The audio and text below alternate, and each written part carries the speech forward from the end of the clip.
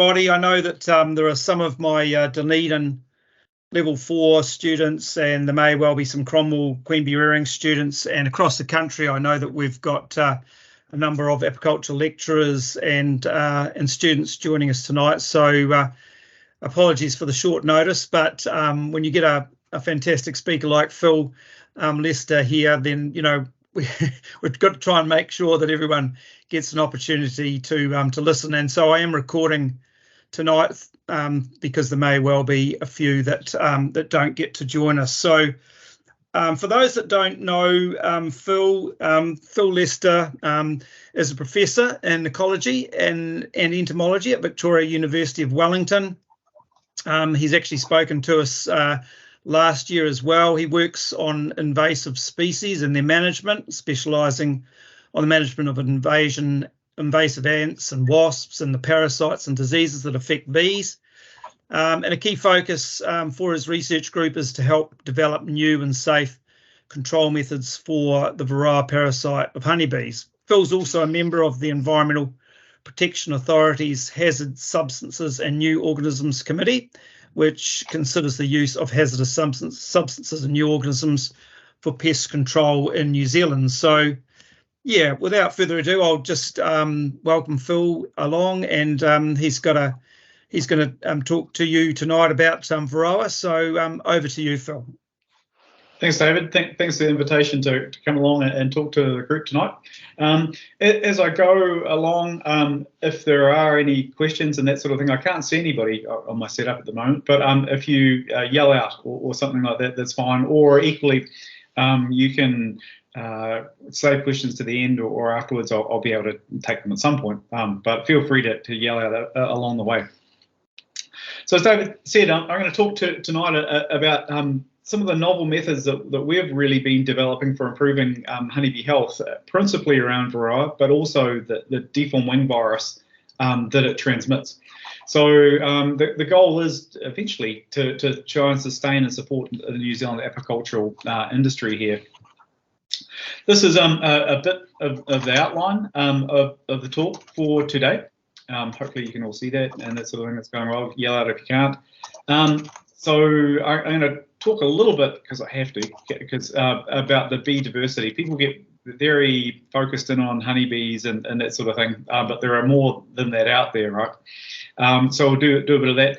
I'll talk a little bit about varroa, because varroa is something you're all familiar with. The vast majority of you are pretty familiar with, I'm imagining.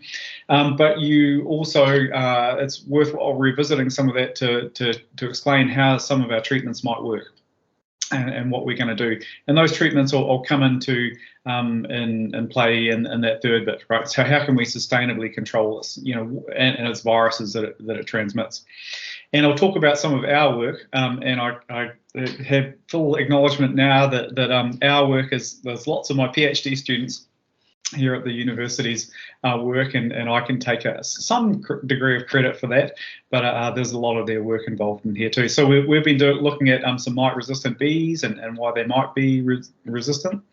We've been looking at gene silencing or RNA interference, and a little bit of immunotherapy that I'll talk about. Just out of interest, I'll also talk a little bit while I'm here about some bees that can offer an alternative to plastic, and some of the work that I've been involved with up here around that. So let's kick off, right? Let's start talking about bees and pollinators and why they might be vital, right? They are cool and diverse. You all know that bees are really useful and important and necessary and all that sort of thing. Hopefully you're very familiar with this, right? So honeybees, but there are many other bee species out there, right? So this is one of the largest individuals, about 4 inches or so long, right? So quite a big species, right? So honeybees are about between 10 and 15 millimeters. So this is quite a large beast, just recently rediscovered and rediscovered in Indonesia. has an amazing life history and cycle where it lives in termite nests. So this is an arboreal termite nest in Indonesia, and they're living inside these. So they're sort of parasitizing them almost, living inside these termite mounds, and that's why they were undiscovered for quite some time. Couldn't find them. But found living in there. That's one of the largest bee species. This is one of the smallest, right? So these are 2 millimeters long. These are Australian bees that next to a carpenter bee over the side here, right? So these live out in gum trees over there, but they're certainly all bees, right? Bees are one of the defining features is the hairs are branched on these bees. So that's one of the giveaways. They're largely herbivorous wasps, right? So that's how we just sort of think about bees. Largely herbivorous, because there are some species out there that are doing things like this one over here. That's a meat-eating vulture bee, right? So it supports acidic guts and extra teeth for biting flesh. Apparently, they make honey. So they've developed into a herbivorous, and then sort of seem to have evolved back into a meat-eating individual. Still have that branched hairs on them and those sorts of things. Lots of you will be familiar with these, right? So these are this is a Leoproctus native bee species that's opening the bud of a mistletoe up the top here. Hopefully that's coming through all right. So only these native bees can do this sort of thing. So she has managed to open that bud of that mistletoe, native mistletoe, and then access the pollen. Nectar from that flowers. Honeybees don't know how to do that. So these are really important. More than 28 species or so now, perhaps, and there have been suggested, right? So quite a few native bees.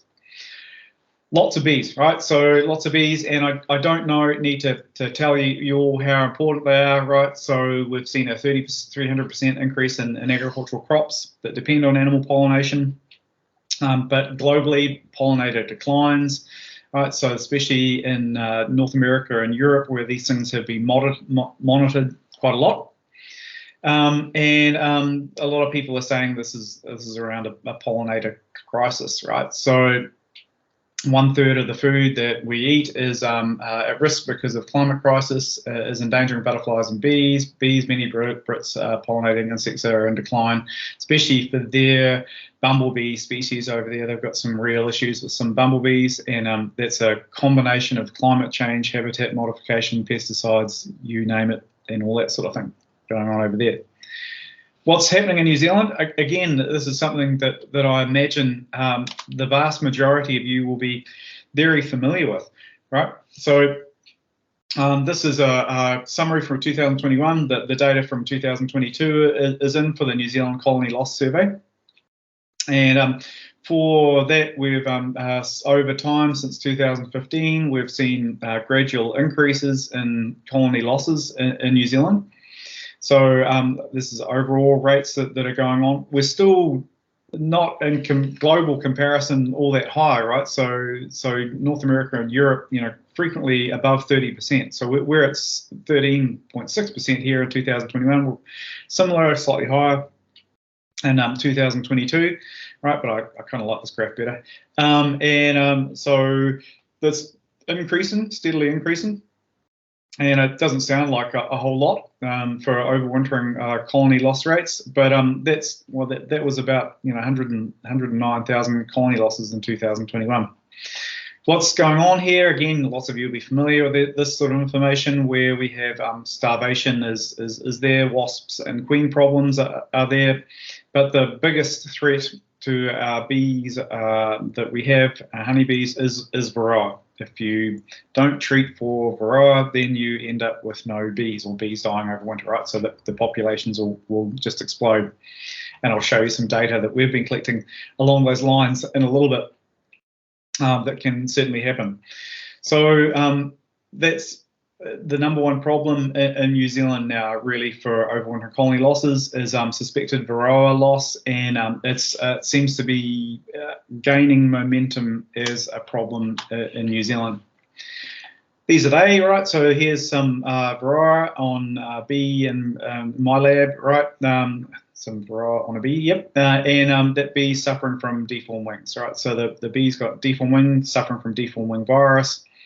It's got issues with its hairs, so little hairs, and it's the other issue that these bees have got is reduced cognitive ability. So can they find their way home? Can they do the normal sort of bee tasks? No, they can't do quite so well.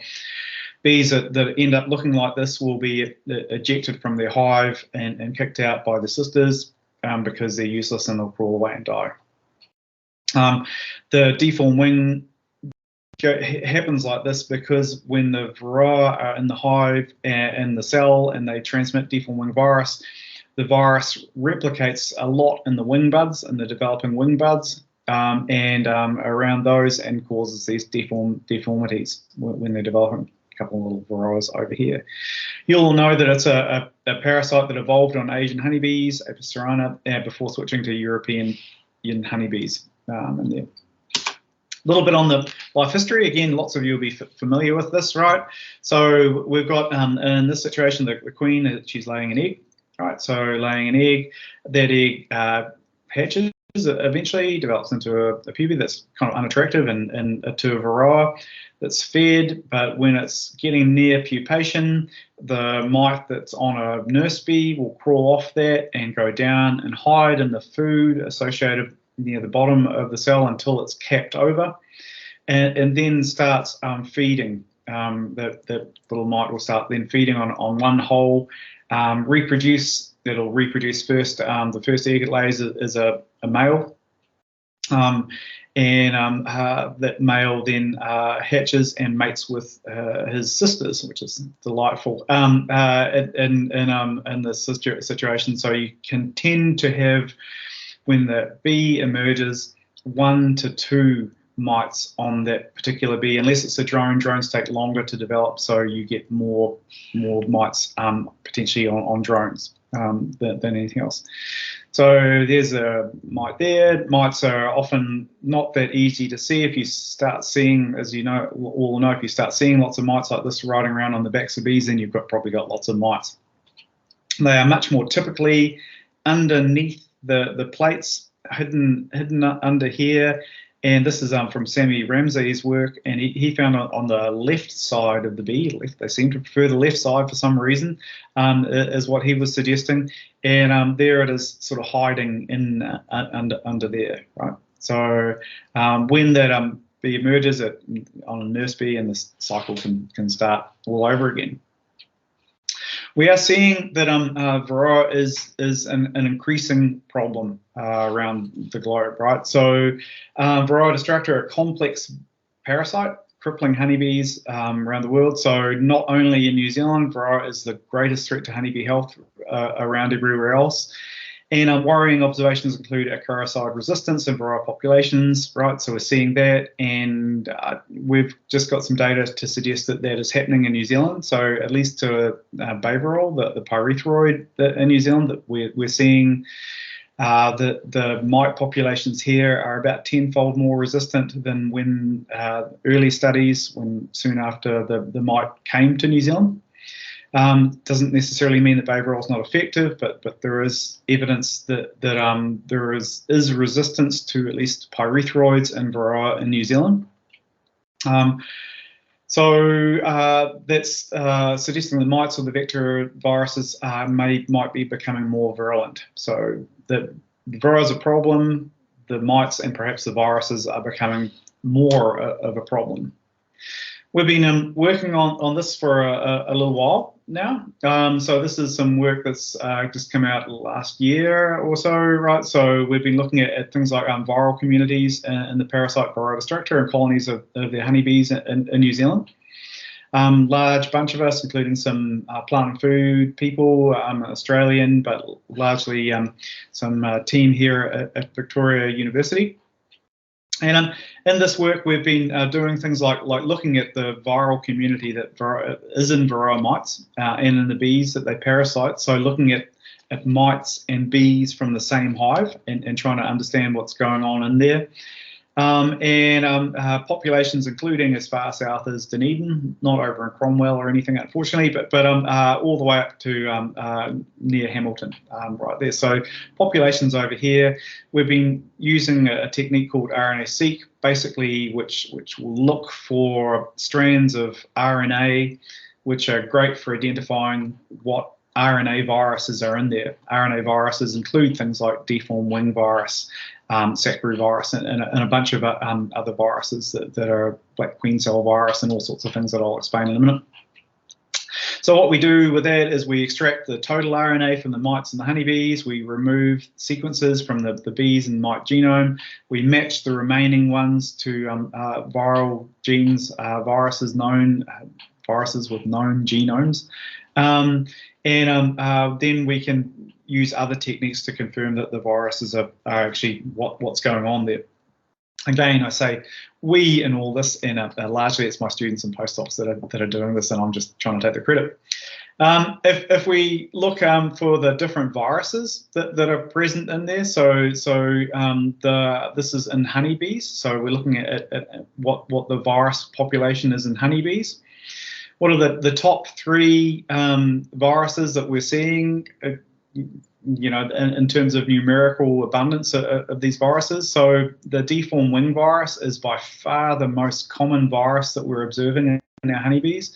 All hives everywhere that we looked at were infected with this to some extent. Some hives less infected than others, but that was on average the highest one.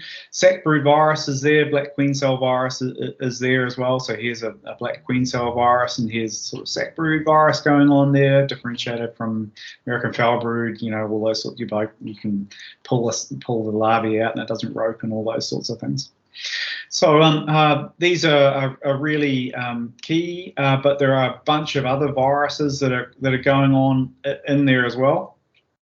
So some of you will be familiar with these: Kashmir bee virus, like cyanide virus. These are ones that you may have heard of. There's aphid lethal paralysis virus, chronic bee paralysis virus. This is that one over there, right? So sometimes you might see in your hives these bees that are sort of black and hairless and that sort of thing, and that can be a symptom of chronic bee paralysis virus that's going on. So it's clearly present in New Zealand and abundant.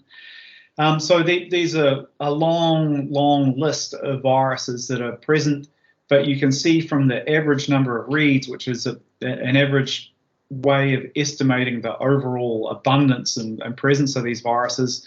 Well, there's actually very commonly a very small number of reads, except deformed wing virus is by far the biggest threat to honeybees. It's really there and really abundant at times. That was in honeybees. If we look as well as what's going on in Varroa, so this is Varroa over the side here, and these Varroa. What's the most common virus in Varroa? Again, by a long way, it's deformed wing virus that's in Varroa. But the second most abundant virus that's present there is this one down the side here, right? So Varroa destructor virus 2, hugely abundant in the mites, almost not present at all in the bees. A little bit in the bees, and that's probably when the mite is feeding here, or when it deposits some feces or something like that, then the bee might get a little bit coated. So we don't think this virus, this Varroa destructor virus 2, actually replicates in bees or anything like that. But it does seem to be highly abundant, at least in the mites. So this virus, Varroa destructor virus 2, VDV2, and deformed wing virus are kind of the most abundant and clearly the two viruses that are important, seem to be important in Varroa in New Zealand. And actually there's a really interesting relationship between the two. If we look at our hives in New Zealand and look at the rate of infestation, so this is Varroa destructor virus 2 going from nothing all the way up to lots and lots of this virus, which on a log scale, so going from nothing to lots and lots. There seems to be a relationship, at least in the mites, so these are both in the mites. So as you increase the amount of destructor virus 2 in Varroa, transcripts per million, then you find that the levels of the deformed wing virus decrease. So it seems, I tend to wonder whether there's almost sort of like a competition going on within the mite, that if the mite has lots of this varroa destructive virus, then it's got very little deformed wing virus. And that actually suggests, well, there could be something interesting going on there in honeybees. And in fact, if we look at that, this is the varroa destructive virus, again, going from very little to lots and lots and lots in the mites. There is some sort of relationship that here in the bees. So this is the deformed wing virus in the bees, in that you only ever see large amounts of deformed wing virus in honeybees where you have very little varroa destructive virus. So it's an interesting sort of relationship. It's not a linear relationship really. It's sort of more a curvilinear sort of thing that's going on here. Well, maybe the varroa destructive virus abundance in the mites is what is really predicting what's happening to the health of bees, which is an interesting sort of thing to think about and ponder. And we've got some work going on that, looking at how the virus levels in the mite influence the deformed wing virus levels in both mites and bees associated with them. So that's one of our next big projects that we're looking at in the university at the moment. We have a bunch of other work that's going on, including some stuff that's come out this year, looking at these are Argentine ants, and Argentine ants, this is some work that we've done in Northland, where, as the title suggests, an invasive ant increases deformed wing virus loads in honeybees. So we see in Northland especially, then these Argentine ants raid hives often when it's nice and warm and Argentine ants are around. Bees are clearly stressed by it, right? So they get into the hives and they raid, they attack the brood. You might be able to see over there, there's a bee emerging here and it's already covered by Argentine ants all over it. Bees can do very little about it. They're clearly stressed, they buzz at them, but it doesn't seem to really worry the ants a whole lot. They just carry on. And where we see lots of Argentine ants, we see increased deformed wing virus loads in the bees and beehives and that sort of thing.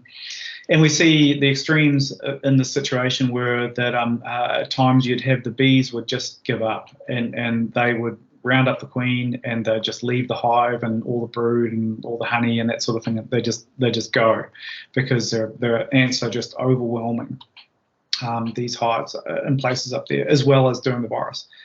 And we don't actually know what's going on, whether it's the invasive ant certainly increases deformed wing virus in the honeybees, but maybe that's because the bees are stressed. Maybe it's because the ants vector the virus. We know that they do vector the virus. You know, we don't really know a whole lot what's going on in there, but we do know that when you've got lots of Argentine ants around, they raid your hives, they can drive off your bees, and they can certainly increase pathogen loads in the bees. All right, how do we sustainably control varroa and its viruses? So that's a big component of what we're doing. So we've certainly identified in New Zealand that varroa are a big issue, that they're a problem, that they're associated with increasing virus loads and colony death and all that sort of thing. That's awesome. Argentine ants can be a problem too and might vector the virus and all those sorts of things. That's great. What are we going to do about this? What are we going to control? So what I'm going to do is in the next little bit is show you some 3 pieces of work really around what we're trying to do to help solve this problem, to help be of benefit to the apicultural industry rather than describing just what problems they have. So this is some of our work using mite-resistant bees. We're looking at some RNA interference and a little bit of immunotherapy that are going on, and I'll talk about that. And so some first work. This is by Tessa Pilkington. All right, so this is with John Hayward, who's in the statistics department here, and Jason Pryor, who's down under honey and fielding, and funded by Callaghan Innovation. So Tessa's been working on these. So we know, and some of you will be familiar with Gary on the West Coast, and Gary has developed a strain over there of bees that is is rumoured that the beekeepers have been telling us for a little while that offers at least some degree of resistant to bees, to varroa mites. So this bee strain is resistant to varroa mites. And so the Callaghan innovation grant has been based around that. Well, are they resistant? And how are they resistant? What are they doing in here? And one of the things that we've been investigating in our work is well, okay, what's the developmental time that's going on in here? So if you remember back to this scenario, when you've got the queen who lays an egg here, that egg hatches, and then that becomes attractive to varroa crawl down in here. First egg that hatches is after feeding in it is a male. That male then mates with its sisters and all those sorts of things. And the number of sisters, the number of mites that are produced on that worker is dependent on how long that bee is a pupa. So if it's there for a long time, then there's a longer chance it'll have multiple varroa on it. If it's there for a very short time, then it may not even have one mite that's developed out of it. Right? So the number of varroa mites that are produced on these little pupa is dependent on how long, really, that pupa has been developing underneath the cap. A long time, lots of mites. Short time, fewer mites. So the big question that we've been looking at is, well, okay, if the Gary's bees from the South Island have a shorter developmental time, maybe mites take a longer time to reduce there, right? So the number of adult mites that emerge on bees is dependent on the length of time it takes bees to develop. And this is some data from that. So we're comparing two strains here, an Italian strain, which are nice and lovely bees, and a Gary strain from the West Coast, which we've called potentially resistant strain. And I don't find them quite so lovely, and neither do many of the innocent bystander students around the university who get stung by these bees, and I can always know which colony they come from when they are individuals are stung. So these are two strains, the Italian gentle bees and the potentially resistant strain. And on this axis over the side here is the adult bee emergence, right? Days since the egg was laid.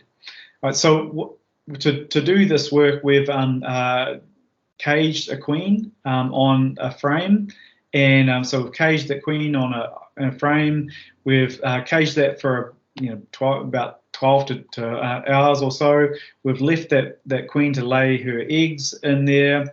Then we've cut that out eventually and taken it into the lab like this and video recorded when those bees have emerged from that. So we can get an estimate of the time it's taken from the egg to the adult bee emergence. And over here, right, so you've got the Italian bee. Here is the median, I think, or it could be the mean, I forget, which I put in here. So for the Italian strain, we're looking at about 21 days. For the potentially resistant strain, then we're looking at less than that, right? So these bees are developing in 20 and a half days on average. I think that's an average. But in addition, there's a whole bunch, that's on average, there's a whole bunch of bees that have developed much sooner than that, right? So much shorter periods of even 19 days, right? So these bees are developing at a faster rate. They're emerging. That gives them, for a good chunk of the bees in these colonies, an opportunity to not have quite so many varroa on them. Right? There are still other bees that take a long time to develop and all those sorts of things, similar to the Italian strain. But that group of bees and a lower average means that there should be fewer varroa able to develop on these bees compared on the potentially resistant strain compared to the Italians over the side here. And in fact, if we, this is some data from last year's, this is days since start of monitoring, going from October into May. And this is mites per 300 bees, plus or minus the standard error. What we didn't do is treat for any varroa in here. So you can see by the end of that, we had a lot of mites going on in the situation. I'm sure that the people with beehives around Wellington really appreciated our work here. You can see the potentially resistant strain are the ones in the blue there, right? So, and the Italians are the ones in the sort of orange kind of color, right? The potentially resistant strain developed mites, absolutely, but they did it at a much slower rate than what the Italians were doing. So it does seem that the shorter developmental time means that mite populations take longer to build up onto in these systems. And of course, when they got to about here, they thought, oh, let's rob these Italians, and they were robbing the Italians and attracting more mites, so that was a problem from there. But it's positive, I think, at least in this data set from last year, that okay, there's a mechanism there for that potential resistance in these resistant strains. They seem to offer some resistance, seem to develop mite populations much slower than other strains, at least this Italian strain that we're comparing it to. All right, so that's some mite resistant bees. It seems that that's really around developmental time. We haven't seen any evidence of varroa sensitive hygiene or anything like that in these bees. It just seems to be primarily around developmental time is why they might be developing some resistance.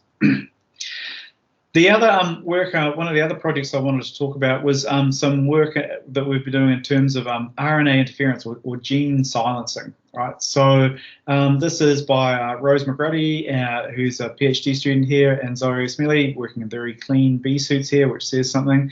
But also, we've been working on this area for quite some time. We've got some VUW people, but we've been working as well with some a US company who we discovered had actually been working on this too and had gotten a bit further than what we had done at the time when I started. So Greenlight Biosciences. Greenlight have gotten to a point of developing a product, and I've got a little video here, one of two. I'm hoping that video is going to be audible and clear. So this is a little video of their product and what they've how they've developed it. I'm hoping that's loud and clear. Let me know if it's not. You can't hear that.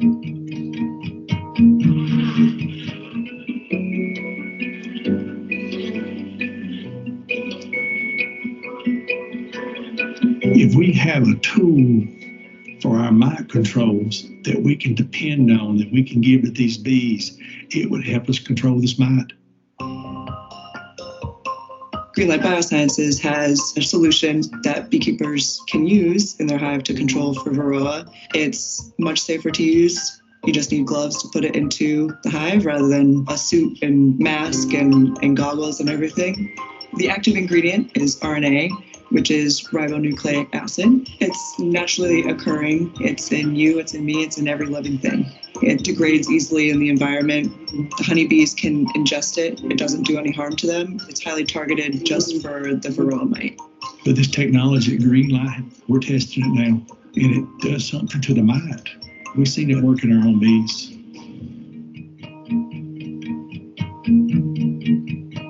So as they're saying there, it's not yet for commercial use. It's getting close in the States. They're developing it. And as that guy said towards the end there, it does something to the bees and not quite sure what it does. So we've been working on it with Greenlight to try and figure out a little bit about what it does do and how it does work. How does this double-stranded RNA treatment work, and what does it do to control mites? How does it control? So this is, again, Zoe and Rose. Here, what we've been doing is, again, caging some queens, right? So queens in here on a frame of bees, so we know a known age cohort of the bees in the system. We put those then in a sort of a nuke box that we've modified into a mini hive, so that we split those in two, that frame into two. There's some in here. There's about 300 odd bees that go in here. With that that known age cohort of juvenile bees, add some varroa into it, let the varroa establish in there, let the bees feed on this double-stranded RNA pouch, this green light product.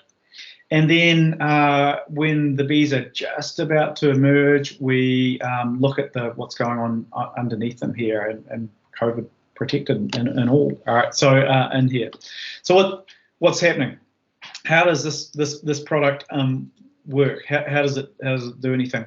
So there's this graph, it shows a couple of different treatments from green light. So 2 grams per liter of double-stranded RNA from green light, and an 8 grams per liter of double-stranded RNA, versus some controls. And this is the average number of living varroa foundresses. So the average number of varroa that we added to the system that we can then find, and there's no difference. So what the double-stranded RNA doesn't seem to do, it doesn't kill the mites. So it's not killing mites. It's not doing anything to the lethal to the mites.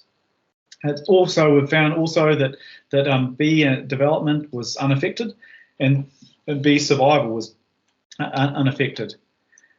But while it doesn't kill the mites, what we've been finding here is, if we find a mite, this is a varroa mite that we've got from one of our treatments, and we flip it over and glue it on a bit of super glue on its back and look on the underside, then the egg, here's the genital plate of the mite, and the egg, where the egg should, it's sort of, the egg seems to almost have turned to mush, right? So it's mush underneath here, right?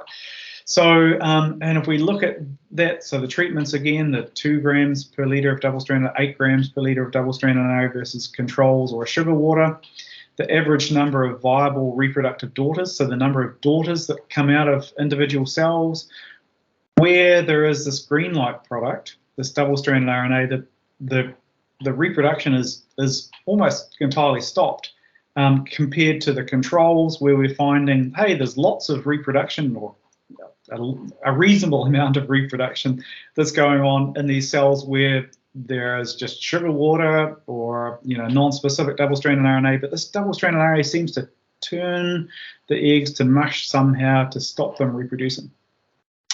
So cool, right? So this is some lab trial stuff. This is a neat result that we've found. It's sort of like almost a birth control for the mites, stopping them reproduce. So the next steps that we've done is large-scale field trials, and again, I've got to say, this is with the Environmental Protection Authority permits, with MPI permits to be able to do this sort of work. And this is us doing some stuff. This is in near Ashburton, right? And so here's a hive down here, right? So here's a hive then here's some of the product being applied, right? And here's the bees are feeding on it. So it's torn back. They take the label off. There's little perforations under here that the bees can feed on it effectively underneath that. Here is a picture of me doing some work just to prove to the general public that I do some work. I'm not just entirely taking credit, but you will note my graduate student here is taking a keen eye and supervising me at the time. There's a lack of trust going on in this relationship. That's all I can say. Yeah, I have been out doing some field. I'll show you a little video. It's got no sound, so you won't have to worry about that. But in this next little video, this is on the side here. This is a split down the middle. This side is the Amitraz treatment, right? Epivars going into this side, and this side is the green light product in these little pouches. So this is sugar water with the double-stranded RNA in it. It's got a little label on it that you peel off and you put into the hive, right? So this is hopefully coming through. It'll be a bit fuzzy for you guys, but this is what's going on. So we're in a hive here. We're applying. This is how we apply the treatment. So the side here, That's going in amatraz. This on the right is going with the green light product. And you take the label off, right? So, and expose the perforations on the underside, put the label on the bottom for the hell of it, and then just put it in, squeeze it in, put it on top, and the bees feed it, and within a very short amount of time, they will take out that sugar water. So in the end, that was it for us. So it's the treatment for applying the double-stranded RNA is about 40 seconds, right? So a much longer period. The guy on the left there is still putting in the amatraz, right? Still going into those hives, right? So bees take out, they feed on that sugar water, finish it after 48 hours or so. It's done. They're good. That might be Baverol going in there. So it's not amatraz. So it's the bees lap it up and it's good. Doesn't seem to affect the bees. At least that's our experience so far. That's going on here. So that's some results from that. So this is our field trial that we're going on here. We've got a 320 hives in total, 160 up in Helcombe and 160 down in Ashburton. And there's me working again just to prove that I do some work occasionally. The beehives in the two situations. What I would get you to note, and just in the back of your head, keep in mind that there are differences in size in the beehives, and I'll come back to that in a little bit. So we started off in Helcombe with a quite smaller beehives. In Ashburton populations, there are a bit larger beehives when we started this, and higher mite concentrations initially in Ashburton than in Helcombe. This is data that's hot off the press as well. Yesterday I was in Ashburton doing some work in some of our hives down there, but mite counts that are going on here. So here is the data. You're some of the first people in New Zealand to see this. This is the spring treatments. So we're starting off in spring. This is some work in Helcombe up near Bulls. Starting off in spring, there's a couple of treatments going here, and then in autumn treatments, there's a couple of treatments going here. So we've got weeks of the study going along here, average mites per 100 bees, right, that are in the system. The yellow is a no mite treatment, so that's what happens if you don't treat for your mites. They just exponentially grow those populations. We've got a low dose double-stranded RNA treatment that develops some mites, but again, getting close to sub-economic thresholds, and a high dose level, right? So we're still not quite developed the system as good as the Epivar pesticide that was put on in spring, and Baverol I think that was put on in autumn. But it's encouraging, shall I say, to the least, right? So that's in Helcombe. And somewhere like Ashburton populations, they were different, but we had larger hives there in initial mite numbers. So in those situations, we did have the high dose did knock down the mite populations, at least to some extent, but not as good as the Epivar. And I think what we underestimated was the dose per size of the hive that was going on in there. So that was a problem, and the number of mites to start off with was an issue. So, but I'm encouraged from these results, especially from the Helcombe stuff, right? So it can potentially work. We've just got to refine it a little bit more in terms of getting the dose right per bee population that's going on in here, and for the number of mites and all those sorts of things. So I think I'm actually pretty encouraged by this. So you'll be thinking, well, what's going on? What's happening with the residues in honey? And there's this graph again is weeks post treatment. Treatment went in here at week 0, just after we took the initial samples, and this is the amount of double-stranded RNA in honey. Initially, there was only honey that you could sample out of the brood frames and that sort of thing, and that was really high, right? So initially, quite high levels. This is on a log scale.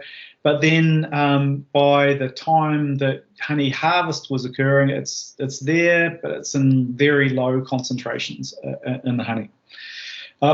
In the same sort of way, we're looking at in the Ashburton populations, very low to begin with, increased substantially, higher concentrations going on here, then those concentrations dropped over time, right? So they're dropping right down again on a log scale, so dropped substantially over time. And what was interesting to me about this data as well, we had good mite control in Halcombe, and clearly there was quite a bit more available in the honey and the products soon after it was put in there, whereas in Ashburton there were lower concentrations. So again, it's kind of evidence to us that we need to get the dose right, and the dose is a big issue that's going on in these populations. So I'm encouraged by this work. Still lots to do, right? So lots to do, more trials that are going on this coming summer, and still a bit of honey work and all that sort of thing that's going on this year. Neil. So Neil's doing some work on immunotherapy, and has been for his BSc honours. His work is I'll show you today. So he's been working in this area, and had lots of support from all over the place, including some MB funding, some funding from the university, and a collaborator in South Dakota, looking at immunotherapy, right, for bees. What the heck is immunotherapy? Lots of you will be familiar that bees don't have an immune system in the type we do. They don't produce antibodies themselves that remember pathogens and can then attack pathogens when they occur again. So they don't have what we call adaptive immune systems. Lots of us, including chickens, do. All right. So we, instead of bees developing some antibodies, excuse me, we got chickens to do that for them, right? So these chickens, we've got a deformed wing virus, right? We've got some particles from it. We can inject some chickens with some proteins that are associated with the deformed wing virus capsid, the external sort of shell. We can inject some chickens, and the benefit of chickens doing it is that, well, chickens, when they produce antibodies to deformed wing virus, you don't need to kill the chickens or bleed the chickens to get it. They produce antibodies within their eggs. So after you've injected your chicken's willing about this, of course, and all those sorts of things, it's produced some antibodies. We can take those eggs, we can crack them open, we can get rid of the egg white, make lots of pavlova. We can just use the yolk effectively, which has the antibodies in. We can extract and purify those, and then give those antibodies that we've extracted and purified from the yolks back to bees. Right? So they've got these antibodies that were made against deformed wing virus. So our target here is this deformed wing virus that's going on in the situation. So we're feeding those antibodies that were extracted from eggs back into the bees. What happens? So this is the immunotherapy treatment down the bottom, and levels of deformed wing virus in the bees on the side here, right? So it's a relative scale. So as you increase, you've got lots. If you have zero, you have none or very little. And the treatments, so if you have no antibodies, this is a bunch of bees that are not given antibodies. And in a bee population, what you would expect is that there are some bees that have lots and lots and lots of deformed wing virus particles, lots of high deformed wing virus infection in them. There'll be other bees in any population that have none or very little, right, a deformed wing virus, so very little, and that's what we're seeing in this. So there's some bees here that have lots of deformed wing virus, right, and there are bees that have very little. Here's the median over the side here. The immunotherapy treatment seems to work, right, and statistically significantly works, right? So if we give them, especially in the high dose of the antibodies, then we can knock down substantially the amount of deformed wing virus in the bees, which is really cool, at least in my little head. I get excited about this result, right? So we're able to develop some antibodies in chickens, feed those to bees, and the virus levels in those bees are knocked down substantially as a consequence.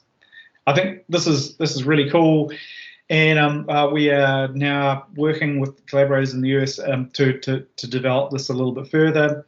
and including developing some antibodies against the varroa mites themselves. So they're trying to get the varroa mites virus antibodies that'll attack the varroa directly, which would be really cool to be able to do. I'll finish up by talking about some work that I think is cool, and it's not related to varroa at all. So we aren't going to really talk about varroa here. And what I am going to talk about is some work that with Veronica. So this is Veronica. Some of you might even know Veronica. Veronica Stevenson. She's founder and CEO of Humblebee Bio, a startup company here in Wellington that's actually got a long way. Again, with some Callaghan Innovation funding, with Richard Furneaux for the Ferry Institute, and lots of other people that are involved in this. This is some work around actually some of our native solitary bees. They don't look very bee-like, the masked bees, right? So Hylaeus, so this is a little bit of yellow on it and some little yellow on the front. Solitary bees. And what these solitary bees are, they're quite small, right? So they're quite small little things, but and they make individual cells and twigs and those sorts of things where those cells are in there, but they have like a little plastic layer that's going around those, so around the pupal case. And if you actually get that pupal case, and this is under a high microscope, it's just an amazing product. That's really cool in terms of being able to be resistant to acids and bases. It's hydrophobic and waterproof, flame retardant, so stable up to 240 degrees, which is huge. Must break down eventually, right? So that's really good. Right. So we've been working with Veronica for a while. This is entirely her project. I can't take much in the way of credit at all. All I was doing really is dissecting some. This is me again doing some work just to prove I do. Dissecting some glands out of some bees. So we wanted a doofus gland, and we wanted all sorts of things that I can dissect out of bees. Okay, so we took those glands, we dissected them out, we did some sequencing, and actually then you can take those sequences and get bacteria to express those. Genetically modified bacteria to express the material in the end, right? So that I'm able to do. And she's remarkably, and hats off to Veronica. She's done a fantastic job in terms of getting them in bacteria and being able to produce this sort of flame retardant, hydrophobic, heat resistant, all sorts of plastic. Or plastic substitute that does break down eventually. So it's really cool. I'm really impressed to be involved with that, and just it's a cool little thing to let you know that, hey, there's some interesting stuff going on in New Zealand around the bee community. All right, so I'll just about finish up there. I'm about an hour through, and I don't want to bore you to death too much more. But so that's some work where been doing some mite-resistant bees, and I think they can potentially be mite-resistant out there. Not totally resistant, but just slower developmental times, which might be an advantage to the industry. I think that RNA interference, the work with Greenlight is really cool and progressing, and the immunotherapy is a earlier stage, but we're getting there with that too, in terms of I think we've got a sort of proof of concept almost that this product, these antibodies, can actually knock down virus loads within bee populations and may be of use in controlling the effects of varroa within these systems. So that's kind of our work in terms of developing sort of hopefully what are highly targeted, what are hopefully environmentally safe, and clearly next generation methods to pest control. Using those would be a real step change, right? So moving away from the pyrethroids and all those sorts of things, but there needs to be quite a bit of work around that first before we get there, because clearly there may be residues of double-stranded RNA in honey. We're feeding bees some antibodies. How do people feel about those? All those sorts of things. There are issues there that we need to think about in terms of utilising a lot of those different products that we're using. So it's not over yet, and we're not there yet, but we're working towards it, and I think we're getting close. And I'll leave it there. Thank you. And Thanks, now, Phil. That was excellent. It was excellent. A lot more than what we thought. So Much appreciated. There's a little bit of feedback, I think, coming through there. Look, there were a few questions. I think Judy Knitmeyer, if you're there, did you want to ask a couple of the questions that you put in the chat?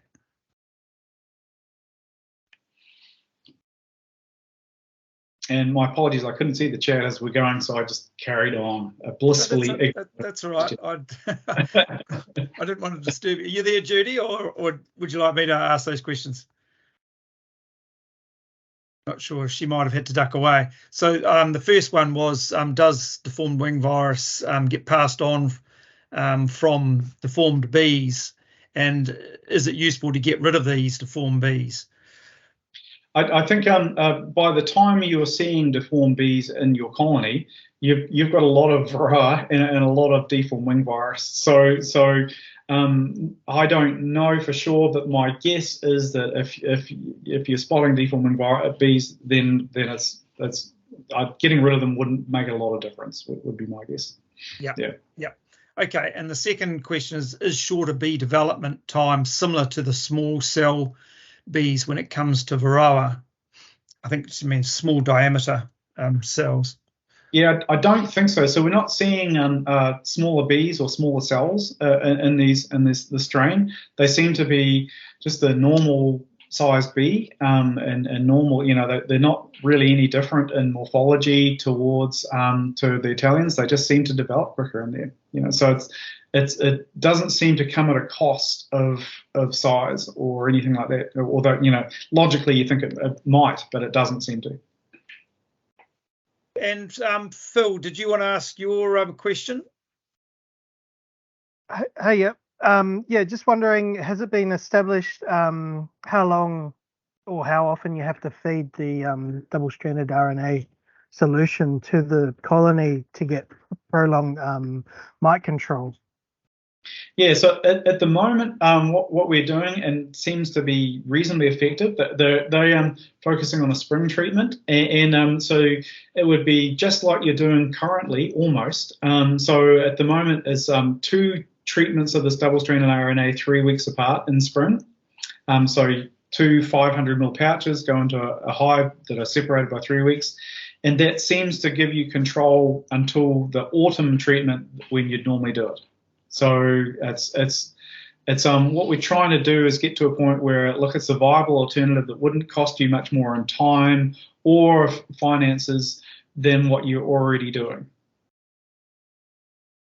And what would you do then in autumn, Phil? Would you have another sort of package that you feed them, or would you go back to your synthetics? So I think what I would recommend is in an IPM and all that sort of thing. They always recommend multiple modes of action and that sort of stuff, right? So I'm still a big fan of Amatraz, and I'd be putting something like that in autumn to keep control over the winter population. So mixing your modes of action is always the best approach in terms of mite control. Phil, you mentioned about Bay of Roll and how we're starting to see a little bit of resistance there. Did you want to elaborate on that at all, or? I can do. So what Mark Goodwin and team did soon after Varroa arrived in the country was they looked at resistance. So they looked at the lethal concentration to kill 50% of Varroa mites. And they did that back then. And so what we did last year was replicate their methods on Varroa populations now. And what we found was about a 10-fold increase in that lethal concentration. So it does seem the concentration needed to kill Varroa has increased substantially compared to Mark's initial study. Now, that doesn't necessarily mean that your Baverol isn't working, right? So you know that I'm not sure, you know, how our assay compares, the amount of chemical in our assays compared to the amount that you'd put in your Baverol strips into your hive and those sorts of things. So we're not saying for a second that Baverol isn't working in New Zealand, and there are a number of beekeepers who still use it and still work it, still like it. That isn't necessarily the case in some regions. So the lower North Island, a lot of beekeepers here are telling me that Baverol is not necessarily working all that well. So it does seem to vary. But some of the survey work that Pike, Brown and Landcare and MPI have been doing suggests that a lot of beekeepers are still happy with Baverol. So a lot of beekeepers are telling them that Baverol is still working and that's fine. But it does seem in the New Zealand population that we are starting to see resistance build up. And one of the questions that's often asked is, well, if we've got a little bit of resistance to Baverol, how does that compare with Amitraz, and should Amitraz maybe be used in the autumn and Baverol in the spring rather than what we traditionally yes. have done? Yes, okay. As per previous question about what would you do if you use double-stranded RNA in the spring, and should you any good integrated pest management people will tell you to use alternating modes of action in your treatment of your pest. If you just utilizing one, and some beekeepers do, we found maybe 15 or 20% of commercial beekeepers do use just one product, then that is just so dangerous in terms of selecting for resistance. Yeah. Do you think that that Amitraz is a better product on lower populations of Varroa than Baverol? In the autumn you tend to have your highest levels of Varroa. So do you think that Amitraz would be better than Baverol in that regard, based on what you've seen? Yeah, it's very hard. So as I say, for us lower North Island people, and I've talked to a bunch of lower North Island beekeepers who say, I just don't use Baverol at all. We've put it on into our hives, and the mites just carry on increasing, and just seem to ignore it. And I look, that's conversations with beekeepers, and people are sometimes wrong and sometimes they're right, and all that sort of. So I don't know what necessarily is going on there, but I don't, so the use of Baverol at all is in question. For some people, other people are finding it fine.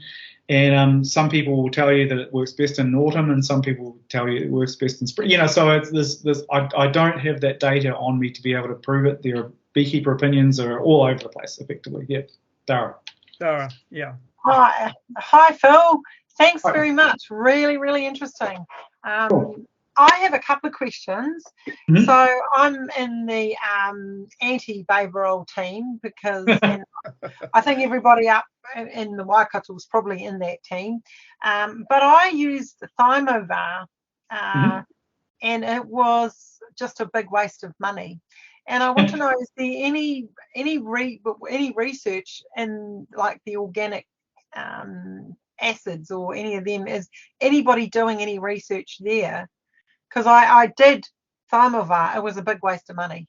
I spent a bloody fortune on it. It didn't work at all. And so I've put Formic Pro in there, and now we're desperate up here, not kidding. The Varroa mite just seems to be superheroes.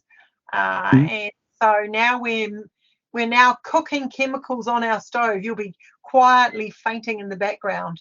We're all cooking oxalic acid staples to put in over the winter because it's so diabolical. So is there any sort of research into the organic acids, or what is your feeling about that? So there are a lot of people that do swear by oxalic acid. And there are people that like formic acid and are using it in a whole bunch of different ways as well. I've talked to one beekeeper who was painting it onto his frames and that sort of thing quite recently to try and. So there's ways and means. I think of all them, the beekeepers I talk to like oxalic the best. Right, and do it in a bunch of different ways and that sort of thing, and you just have to keep on top of it and use it regularly is my take on it. I think Plant and Food may be doing a little bit of work in this area. So there is some, we aren't.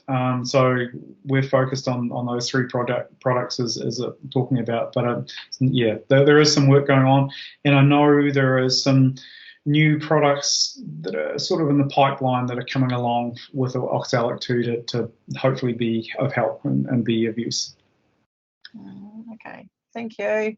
But yeah, I can't give you more than that, other than I'm not a pesticide rep or anything, but I love Apivar. It's just the thing is though, like all these supply chain issues, the costings out the gate.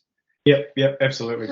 Yep. Getting it's and like I'm saying to my students, you must do this, you must use it properly and all of that. But to be quite frank, we spent all that money on Thiamovar. What a waste of money.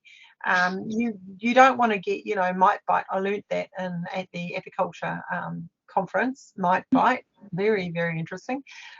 So when you've got high loads of mites, you don't really want to put an organic acid in there because it causes your bees to die anyway. So people get stung by formic a lot. Formic can be really can be really damaging. It's my take on it. Yeah. So we're all going to cook our chemicals up. I've got a student who's got access to all the safety equipment. So right. He's going to do it for the team. He's going to take one for the team. Right. It can clear the lungs and nose and sinuses. Yeah, do it outside. I used to work in a path lab before. I don't want to be anywhere near it.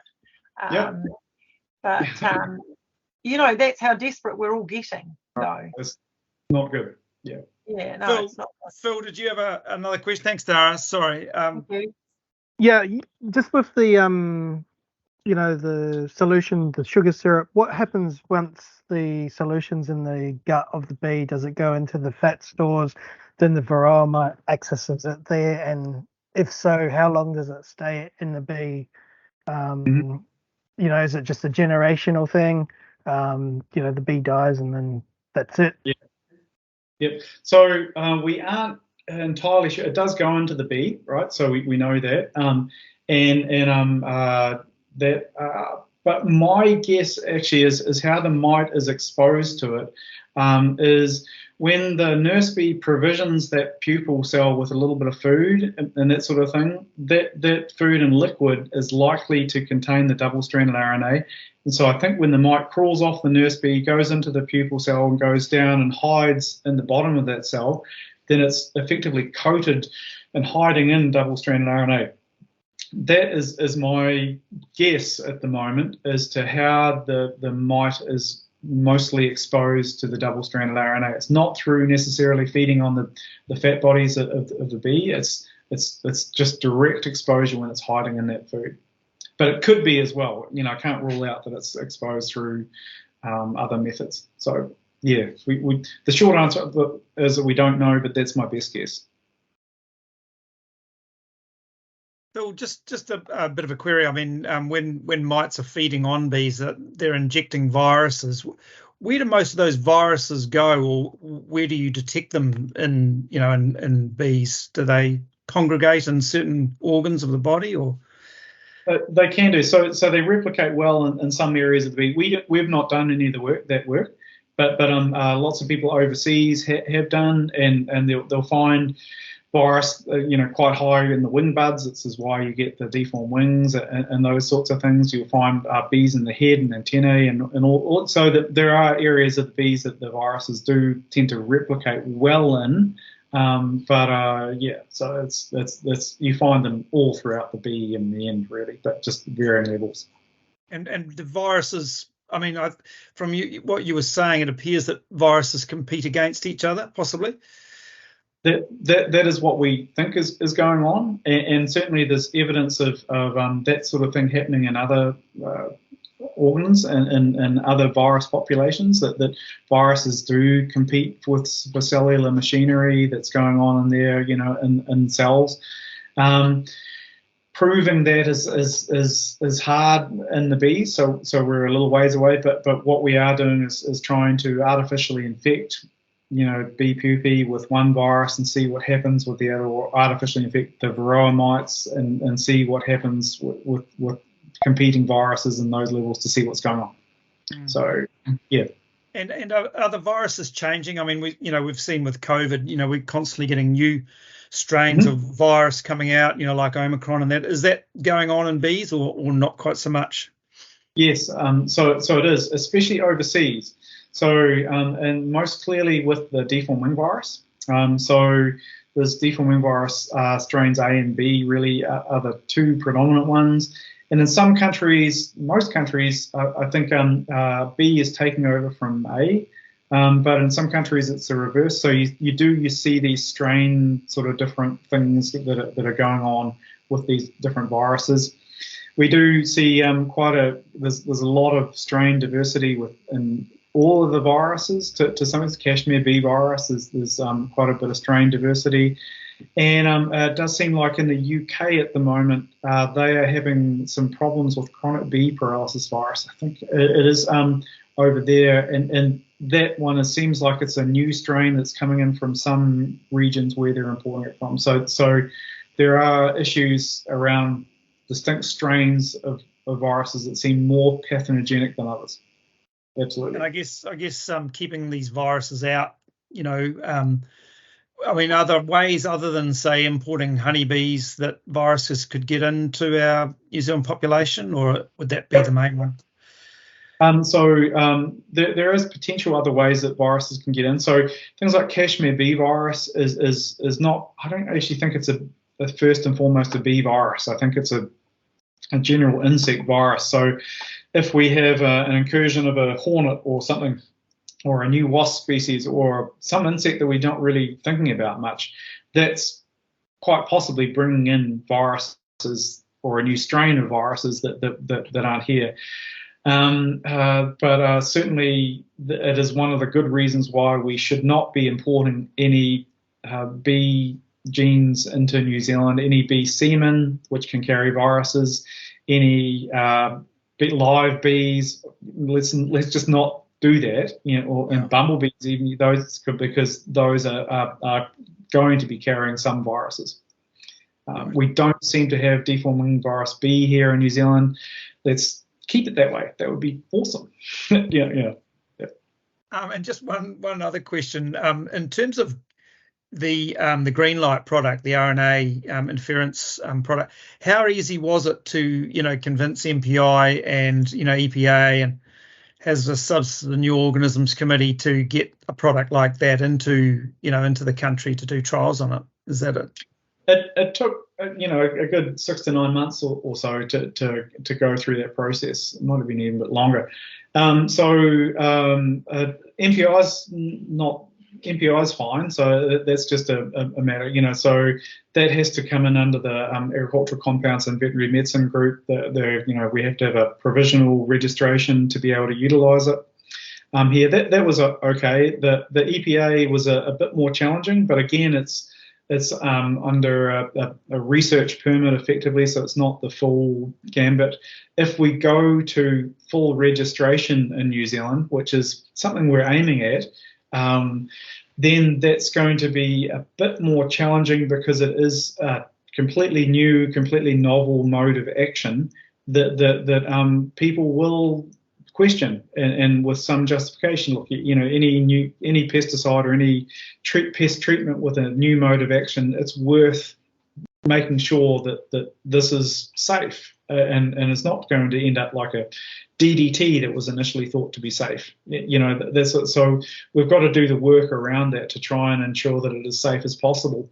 But my take on it is this should be safe. the strands of double-stranded RNA that we develop that we make towards us are hugely specific. It should be safe, but again, we've got to do the work to prove that hopefully it is safe. Yeah. Okay. Michelle, are you out there? Did you have a question? I saw a hand go up. Yeah, good evening. Interesting topic. Just wanted to know, I just put some oxalic acid strip last weekend in my hives, and I got the AP2 inspector checking for some viruses today, and he said, oh, looks like you've got some acid burn brew. Do you know anything about it? So acid burn in your brood, was it, Yeah. Michelle? Okay. Yes. David, you might have more experience with that. I don't use oxalic acid a lot. I do see acid burn most frequently when people are using formic acid around their grass on their beehives and that sort of thing. But on the bees, I don't know if David, do you want to comment?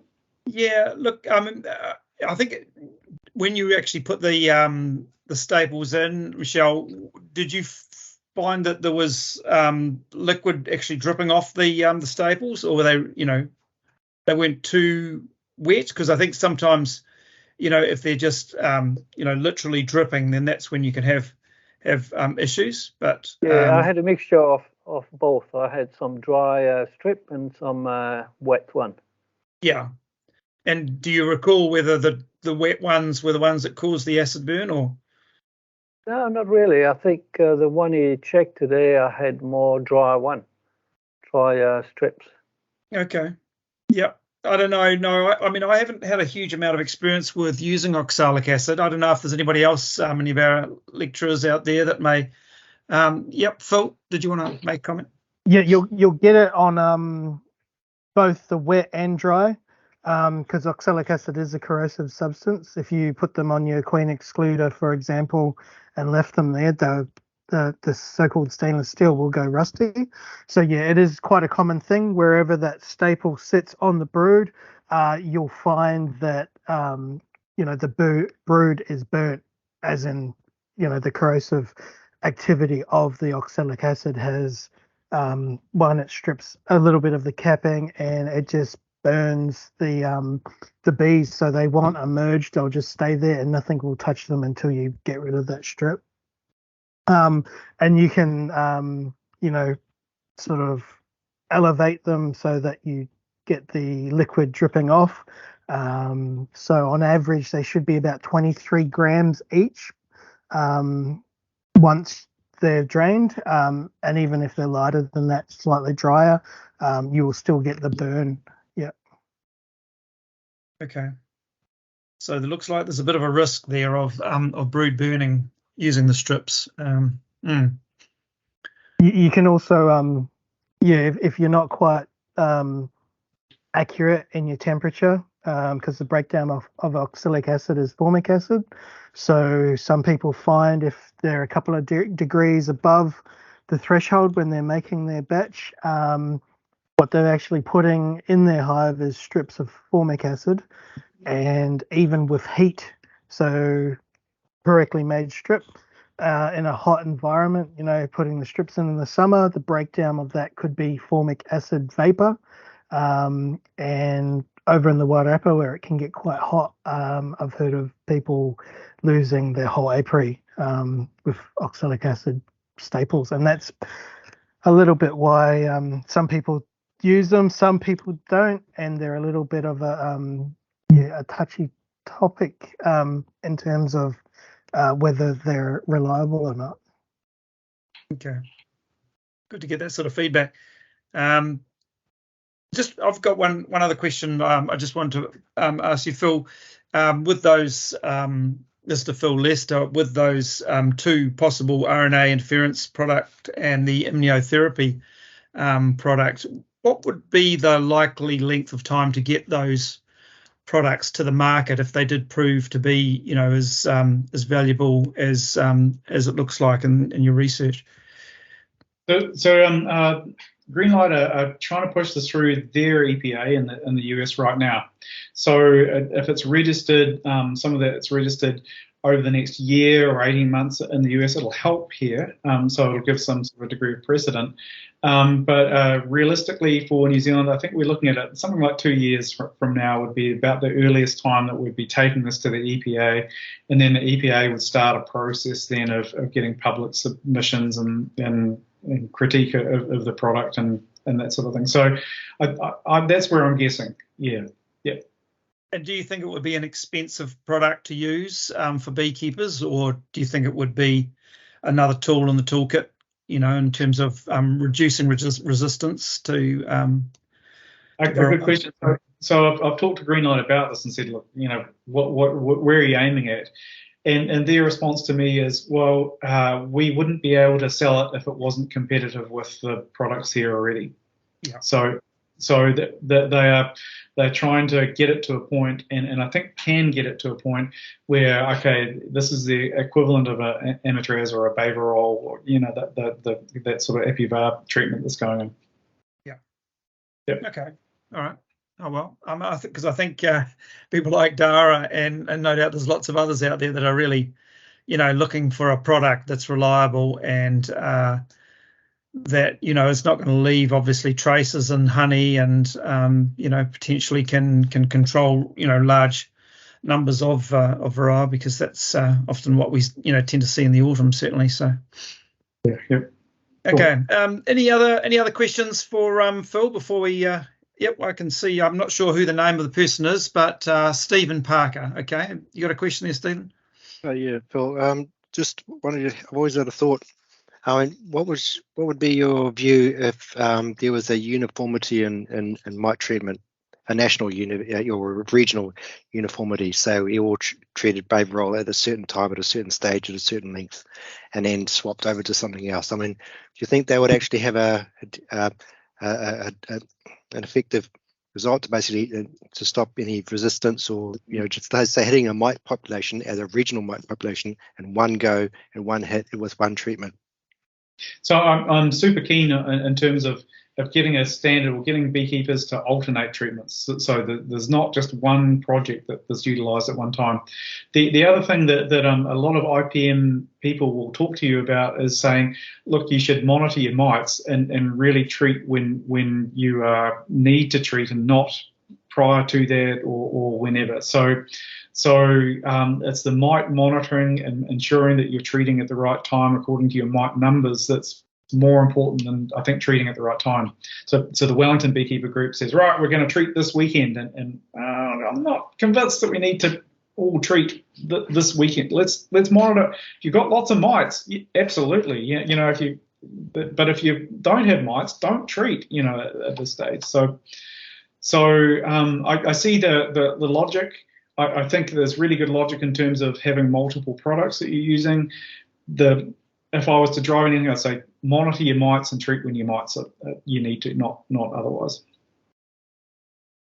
Yeah, I think just from experience in Australia, where we had European foul brood, and that was pretty much the way that we when we needed to supply antibiotics in the form of terramycin, we used to say to beekeepers, look, there's no need to use antibiotics if you haven't got an outbreak of European foul brood, because otherwise there is that possibility that further down the track you're going to build up resistance to the antibiotics, and of course it always, when you're using antibiotics, there's that risk of it getting into the food chain. So I think just continuing to check the mite numbers all the time and just determine whether you actually do need to treat is a really good effective integrated pest management procedure.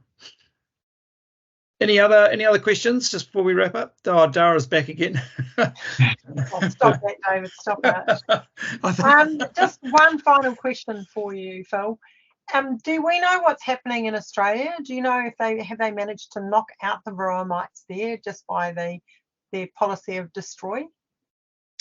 No, they have not managed to get rid of it yet. So they are optimistic, and I admire their optimism. It's going to be a hell of a challenge, is what it comes down to. But I think there's enough of the industry over there, enough of the beekeepers. We've got to try. We've got to give it a go.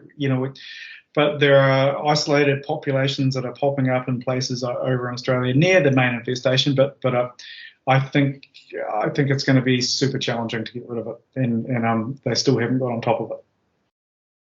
Well, thank you very much for a really great talk. Thank you. Yeah, look, thanks, Phil. Just on behalf of everyone, I'd just like to say thank you very much for coming along at pretty short notice and giving us a really interesting talk about all sorts of things to do with beekeeping and bees and viruses and pollination. And yeah, there was some lovely little gems in there. Giant bees and carnivorous bees, and something for everyone. A lovely smorgasbord of topics there that will keep us thinking about those things for a while. So many thanks, and appreciate your presentation coming along. So thank you very much. Just for my Dunedin level 4 students, if you're still floating around, I wouldn't mind catching up with you for 5 minutes. For the rest of you, thanks very much for joining us, and wish you all the best for the rest of your course. Thank you. Thanks, David. I'll see you all later. Thanks, Phil. Bye-bye. Bye. Thank you.